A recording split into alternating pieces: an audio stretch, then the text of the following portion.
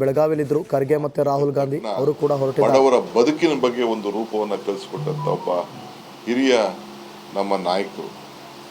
ಜೊತೆಗೆ right to education, right to information. ಇದಕ್ಕಿನ್ನ ಇನ್ಯಾರು ಈ ದೇಶಕ್ಕೆ ಇಂಥ ಕಾಯ್ದೆಗಳನ್ನು ಕೊಟ್ಟು ಆಹಾರ ಬದ್ಧತೆ ಕಾಯ್ದೆ ಇದನ್ನೆಲ್ಲ ಕೂಡ ಅವರ ವಿಚಾರ ನಾವೇನಾದ್ರು ಮಾತಾಡ್ಕೊಂಡು ಹೋದರೆ ಎಷ್ಟು ಗಂಟೆಗಳು ಬೇಕಾದ್ರೂ ಚರ್ಚೆ ಮಾಡಲಿಕ್ಕೆ ಅವಕಾಶ ಇದೆ. ಎಲ್ಲ ವರ್ಗದ ಜನರಿಗೆ ಇವತ್ತು ರೈತರಿಂದ ಹಿಡಿದು ರೈತರಿಗೆ ಸಾಲ ಮನ್ನಾ ಮಾಡಿದಂಥ ಒಂದು ದೊಡ್ಡ ಇತಿಹಾಸ ಸೃಷ್ಟಿ ಮಾಡಿ ಅದು ನ್ಯಾಷನಲೈಸ್ ಬ್ಯಾಂಕಲ್ಲಿ ನಾವು ಬರೀ ಬೇರೆಯವ್ರಿಗೆ ಮಾತ್ರ ನಾವು ಮನ್ನಾ ಮಾಡೋದಲ್ಲ, ರೈತರಿಗೂ ಕೂಡ ನಾವು ಸಹಾಯ ಮಾಡಬೇಕು ಅಂತೇಳಿ ತೀರ್ಮಾನ ಮಾಡೋದನ್ನು ನಾವು ಯಾರು ಕೂಡ ಮರಲಿಕ್ಕೆ ಸಾಧ್ಯ ಇಲ್ಲ. ವಿಶೇಷವಾಗಿ ನಗರಗಳಿಗೂ ಕೂಡ ಜವಾಹರ್ಲಾಲ್ ನೆಹರು ಅವರ ಹೆಸರಲ್ಲಿ ನರಮ್ ಅಂತೇಳಿ ಒಂದು ಕಾರ್ಯಕ್ರಮವನ್ನೇ ರೂಪಿಸಿ ಬೆಂಗಳೂರು ಈ ನಮ್ಮ ರಾಜ್ಯಕ್ಕೆ ನೀವು ಹೇಳೋದಾದರೆ ಎಲೆಕ್ಟ್ರಾನಿಕ್ ಸಿಟಿಯಿಂದ ಫ್ಲೈಓವರು, ನೆಲಮಂಗಲದಿಂದ ಫ್ಲೈಓವರು, ಏರ್ಪೋರ್ಟಿಂದ ಫ್ಲೈಓವರು, ನಮ್ಮ ಇದ್ರ ರೋಡು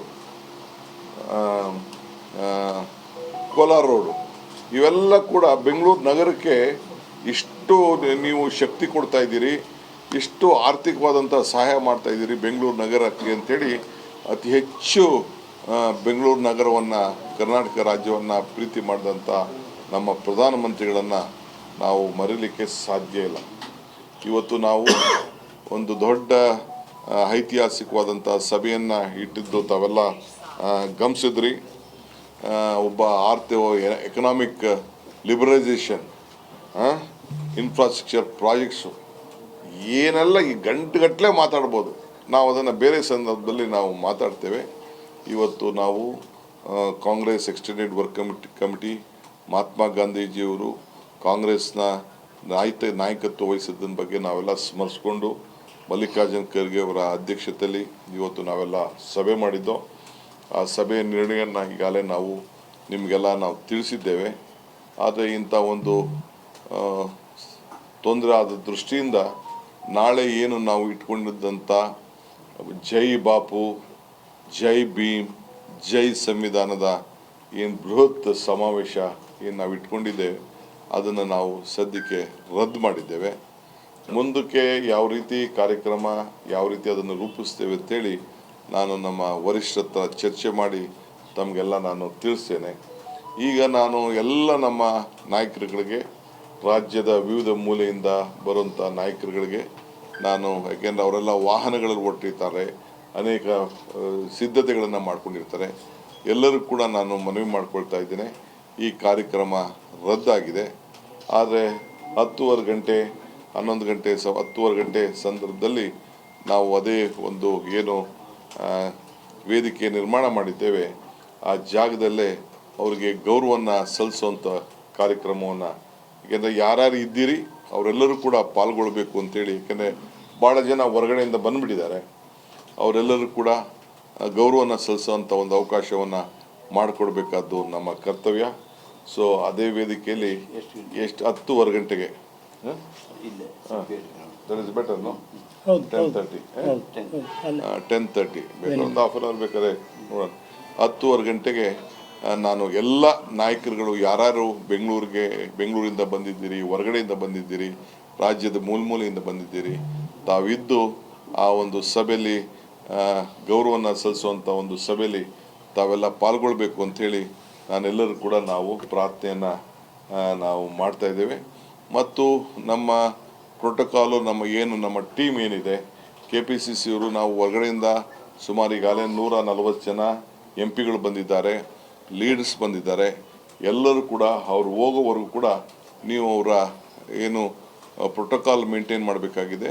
ಅವರ ಗೌರವದಿಂದ ಕಳಿಸೋರು ಕೂಡ ಅವ್ರನ್ನ ನೀವು ಎಲ್ಲ ನೋಡ್ಕೊಳ್ಬೇಕಾಗ್ತದೆ.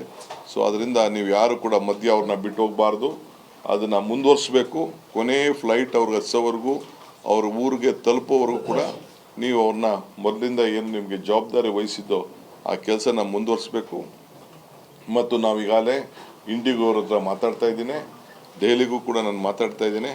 ಸಾಯಂಕಾಲ 5 ಗಂಟೆ ಇದ್ದಂಥ ಫ್ಲೈಟನ್ನು ಪ್ರಿಪೋನ್ ಮಾಡಲಿಕ್ಕೆ ಪ್ರಯತ್ನವನ್ನು ನಾವು ಮಾಡ್ತಾ ಇದ್ದೇವೆ. ಅದು ಸದ್ಯದಲ್ಲೇ ನಾನು ಎಲ್ಲರಿಗೂ ಕೂಡ ತಿಳಿಸ್ತೇನೆ, ನಿಮ್ಮೆಲ್ಲರೂ ಕೂಡ ತಿಳಿಸ್ತೇನೆ. ಸಂಬಂಧಪಟ್ಟಂಥ ಎಲ್ಲ MPs ಯಾರು ಇಲ್ಲಿದ್ದಾರೆ, ವರ್ಕಿಂಗ್ ಕಮಿಟಿ ಮೆಂಬರ್ಸ್ ಯಾರಿದ್ದಾರೆ, PCC ಪ್ರೆಸಿಡೆಂಟ್ಸ್ ಯಾರಿದ್ದಾರೆ, ವಿಶೇಷವಾದ ನಮ್ಮ ಕಾರ್ಯದರ್ಶಿಗಳು ಯಾರು ಇಲ್ಲಿ ಇದ್ದಾರೆ, ಎಲ್ಲರಿಗೂ ಕೂಡ ನಮ್ಮ ಚೀಫ್ ಮಿನಿಸ್ಟರ್ಸ್ಗೆ ಗೊತ್ತೇ ಆಗ್ತದೆ. ಬೇರೆಯವರು ಕೂಡ ಎಲ್ಲರಿಗೂ ಕೂಡ ನೀವು ತಿಳಿಸ್ಬೇಕಾಗ್ತದೆ. ನಾನು ಕೂಡ ಎಷ್ಟೊತ್ತಿಗೆ ಫ್ಲೈಟ್ ಬರ್ತದೆ, ಏನು ಎತ್ತ ವ್ಯವಸ್ಥೆಯನ್ನು ನಾವು ಮಾಡಿದ್ದೀವಿ ಅಂತ ತಿಳಿಸ್ತಾ ಇದ್ದೀನಿ. ತಾವೆಲ್ಲ ನಮ್ಮ ಕಾರ್ಯಕರ್ತರಿಗೆ ನಾನು ಮನವಿ ಮಾಡ್ಕೊಳ್ತೇನೆ, ನಮ್ಮ ಲೀಡರ್ಸ್ ಮನವಿ ಮಾಡ್ಕೊಳ್ತೇನೆ, KPCC ಆಫೀಸರ್ಸ್ ಮನವಿ ಮಾಡ್ಕೊಳ್ತೇನೆ, ನಮ್ಮ ಶಾಸಕರುಗಳಿಗೆ ಮಂತ್ರಿಗಳಿಗೂ ನಾನು ಮನವಿ ಮಾಡ್ಕೊಳ್ತೇನೆ. ಅವ್ರನ್ನ ಯಾವ ರೀತಿ ನಾವು ಗೌರವದಿಂದ ಕರ್ಕೊಂಡು ಬಂದೋ ಅದೇ ರೀತಿ ವಾಪಸ್ಸು ಅವ್ರನ್ನ ದೆಹಲಿಗೆ ಹೋಗ್ತಾರೋ, ಅವ್ರ ಊರಿಗೆ ಹೋಗ್ತಾರೋ, ಎಲ್ಲರೂ ಕೂಡ MPs ಎಲ್ಲ ಬಹುಶಃ ದೆಹಲಿಗೆ ಹೋಗಬೇಕಾದಂಥ ವ್ಯವಸ್ಥೆ ಮಾಡಬೇಕಾಗ್ತದೆ. ಅದಕ್ಕೆ ನಾನು ಸಿದ್ಧತೆಯನ್ನು ನಾನು ಮಾಡ್ಕೊಳ್ತೇನೆ. ದಯವಿಟ್ಟು ತಾವೆಲ್ಲ ಸಹಕಾರ ಕೊಡಬೇಕು ಅಂತೇಳಿ ತಮ್ಮಲ್ಲಿ ನಾನು ಪ್ರಾರ್ಥನೆಯನ್ನು ನಾನು ಮಾಡ್ತೇನೆ. ಪ್ರೋಗ್ರಾಮ್ಸ್ ಎಲ್ಲ ಕ್ಯಾನ್ಸಲ್ ಮಾಡಿದೆ. ಒಂದು ವಾರ ಇದೆ.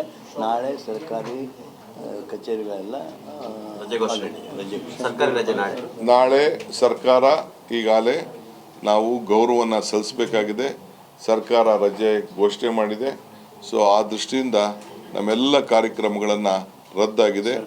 ಸರ್ಕಾರಿ ಕಾರ್ಯಕ್ರಮಗಳನ್ನು ಮತ್ತು ನಮ್ಮ ಪಕ್ಷದ ಕಾರ್ಯಕ್ರಮ ಇದೊಂದು ಮಾರ್ನಿಂಗ್ ಒಂದು ಬಿಟ್ಟರೆ ಮಿಕ್ಕಿದೆಲ್ಲ ಕಾರ್ಯಕ್ರಮಗಳನ್ನು ನಾವು ರದ್ದು ಮಾಡೋಂಥ ವ್ಯವಸ್ಥೆಯನ್ನು ನಾವು ಮಾಡಿದ್ದೇವೆ. ದಯವಿಟ್ಟು ಒಂದು ವಾರ ಏನು ಸರ್ಕಾರ ಶೋಕ ಆಚರಣೆ ಮಾಡಬೇಕು ಅಂತಿದೆ ಅದನ್ನು ನಾವು ಯಥಾಸ್ಥಿತಿ ನಾವು ಮುಂದುವರಿಸ್ತೇವೆ. ಇಲ್ಲಿ ಲೈಟಿಂಗ್ ವ್ಯವಸ್ಥೆ ಏನಿದೆ ಅದನ್ನು ಬೆಳಗ್ಗೆ ನಾನು ಚೀಫ್ ಮಿನಿಸ್ಟರ್ ನಾನು ಮಾತಾಡ್ಬಿಟ್ಟು ನಾನು ಮತ್ತೆ ನಿಮಗೆ ನಾನು ಏರ್ಪಾಟನ್ನು ತಮಗೆ ತಿಳಿಸ್ತೀನಿ. ಯಾಕೆಂದರೆ ಭಾಳ ಸಾರ್ವಜನಿಕರು ಇದ್ರ ಬಗ್ಗೆ ಭಾಳ ತರಾತುರಿಯಿಂದ ಲಕ್ಷಾಂತರ ಜನ ಬಂದು ನೋಡ್ತಾ ಇದ್ದಾರೆ. ಆ ವಿಚಾರದಲ್ಲಿ ಏನಿದೆ ಅನ್ನೋದನ್ನು ನಾನು ಮುಖ್ಯಮಂತ್ರಿಗಳ ಹತ್ರ ಚರ್ಚೆ ಮಾಡಿ ನಿಮಗೆ ಮುಂದಕ್ಕೆ ನಾನು ತಿಳಿಸ್ತೇನೆ. ಖಂಡಿತ ನಾನು ಪಕ್ಷದ ಒಬ್ಬ ಅಧ್ಯಕ್ಷರಾಗಿ, ರಾಜ್ಯದ ಮುಖ್ಯಮಂತ್ರಿಯಾಗಿ, ಕೆಲವೆಲ್ಲ ನಮ್ಮ ಸೀನಿಯರ್ ಲೀಡರ್ಸು ಎಲ್ಲರೂ ಕೂಡ ಹೋಗ್ಬೇಕಾಗ್ತದೆ. ಬಹುತೇಕರು ಲೀಡರ್ಸ್ ಎಲ್ಲರಿಗೂ ಪರಿಚಯ ಇರೋರು, ನಾವೆಲ್ಲ ಅವ್ರನ್ನ ಕೈ ಕೆಳಗಡೆ ಕೆಲಸ ಮಾಡಿರೋರು, ನಾವೆಲ್ಲ ಖಂಡಿತ ಹೋಗಬೇಕಾಗ್ತದೆ. ಅದಕ್ಕೆ ಸಪ್ರೇಟಾಗಿ ವ್ಯವಸ್ಥೆನ ನಾವು ಚೀಫ್ ಮಿನಿಸ್ಟರ್ ಮಾತಾಡ್ಬಿಟ್ಟು. ಸರ್ ನಮಸ್ತೆ. ನಮಸ್ಕಾರ ಸರ್. ನೋಡಿ, ರಾಜಕೀಯ ಮುತ್ಸದ್ದಿ ಜೊತೆಗೆ ಆರ್ಥಿಕ ತಜ್ಞ ಇವತ್ತು ದೇಶದಲ್ಲೇ ಮರೆಯಾಗಿರೋದು. ನಿಮ್ಮ ಫಸ್ಟ್ ರಿಯಾಕ್ಷನ್ ಸರ್? ದೇಶದ ಒಬ್ಬ ಸಜ್ಜನ, ಮೃದುಭಾಷಿ, ಮಿತಭಾಷಿ, ಆರ್ಥಿಕ ಕ್ಷೇತ್ರದಲ್ಲಿ ಅಪಾರವಾದ ಜ್ಞಾನ ಭಂಡಾರವನ್ನು ಇಟ್ಕೊಂಡಿದ್ದಂಥ ಮಹಾನ್ ಚೇತನ, ಇಡೀ ವಿಶ್ವದಲ್ಲೇ ಜನಪ್ರಿಯ ಎಕನಾಮಿಸ್ಟ್ ಅಂತ ಹೇಳಿ, ಆರ್ಥಿಕ ತಜ್ಞ ಅಂತ ಹೇಳಿ ಹೇಳಿಸ್ಕೊಂಡಂಥವರು ನಮ್ಮನ್ನು ಅಗಲಿದ್ದಾರೆ. ಇಡೀ ದೇಶಕ್ಕೆ ಮತ್ತು ಪ್ರಪಂಚಕ್ಕೆ ಇದು ತುಂಬಲಾರದ ನಷ್ಟ. ನಾನು ಸುಮಾರು 10 ವರ್ಷಗಳ ಕಾಲ ಅವ್ರ ಜೊತೆ ರಾಜ್ಯಸಭಾ ಸದಸ್ಯನೂ ಸಹ ಆಗಿದ್ದೆ. ಅವರ ಕಾರ್ಯಕ್ರಮಗಳು, ಅವರ ಚಿಂತನೆ, ಯೋಚನೆ ಯಾವತ್ತೂ ಸಹ ಜನಸಾಮಾನ್ಯರು, ಬಡವರ ಬಗ್ಗೆ ಹೆಚ್ಚಿನ ಕಾಳಜಿ ವಹಿಸ್ಕೊಂಡಿದ್ದಂಥವ್ರು. ಕಾರ್ಯಕ್ರಮ ಮಾಡುವಾಗ ಯಾವುದೇ ಆಡಂಬರಗಳಿಲ್ಲದೆ ಜನಸಾಮಾನ್ಯರಿಗೆ ಅವರ ಹಕ್ಕನ್ನು ಕೊಡಿಸ್ತಕ್ಕಂಥ ಕೆಲಸವನ್ನು ಮಾಡ್ತಾ ಇದ್ರು. ಹಕ್ಕು ಅಂತ ಈಗ ನಾವು ಕಾರ್ಯಕ್ರಮಗಳು ಕೊಡೋದು ಬೇರೆ, ಹಕ್ಕು ಕೊಡೋದು ಬೇರೆ. ಕಾನೂನಾತ್ಮಕವಾಗಿ ಅವರ ಹಕ್ಕು